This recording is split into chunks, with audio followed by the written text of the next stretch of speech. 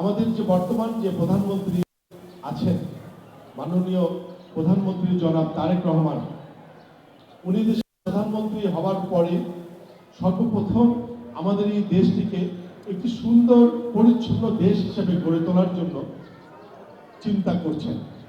সেই পরিচ্ছন্ন এবং সুন্দর একটি দেশ হিসেবে গড়ে তোলার জন্য যাদের ভূমিকা সবচেয়ে বেশি, যারা এর সাথে অঙ্গাঙ্গিভাবে জড়িত, আমাদের সেই পরিচ্ছন্নতা কর্মী ভাই ও বোনদের জন্য সবার আগে উনি চিন্তা করেছেন যে আমার সেই পরিচ্ছন্নতা কর্মী ভাই বোনেরা কেমন আছেন, তাদের জন্য আমরা কি করতে পারি।